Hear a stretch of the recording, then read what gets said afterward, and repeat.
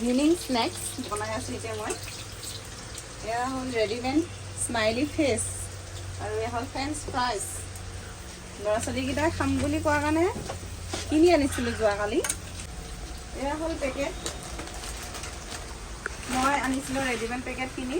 Smiley face namkeen হয়, ভিতৰত এনেকৈ থাকে আৰু অইলত খালি ফ্ৰাই কৰিব লাগে, ডিপ অইলত ফ্ৰাই কৰিব লাগে। আৰু এইটো হ'ল ফ্ৰেঞ্চ ফ্ৰাইজ, পূৰা আইচ হৈ আছে।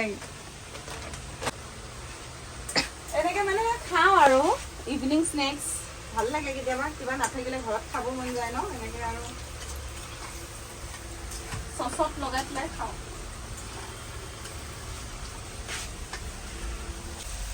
সেইটো মানে প্লেন হয়, এইটো অকণমান এনেকুৱা মানে জলকীয়া গুড়া দি দিছে। আৰু এইটো বহুত লম্বা লম্বা হয়, এইটো বহুত সৰু হ'ব আগৰটো।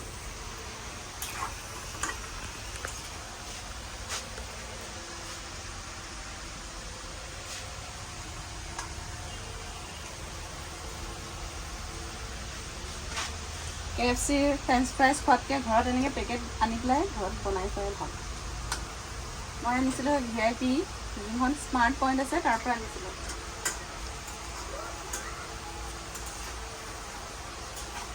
অলপমান ওপৰত চাট মছলাও দি দিব পাৰে ইয়াতে। এইটো চাট মছলাটো যিটো মই দি খাওঁ, ভাল লাগে।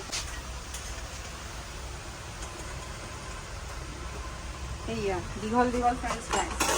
আৰু ইয়াতে অকণমান এনেকৈ চাট মছলা ঢালি দিওঁ আৰু দি গৈছে।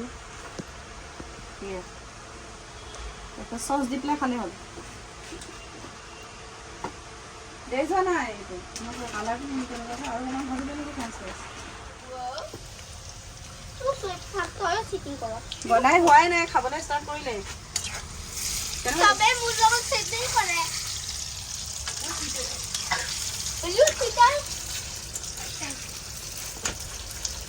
চচটো উলিয়াই নাগে আকৌ, চচ দি খাব যোৱা।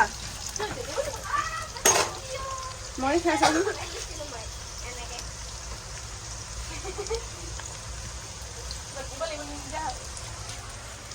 বেলা নাই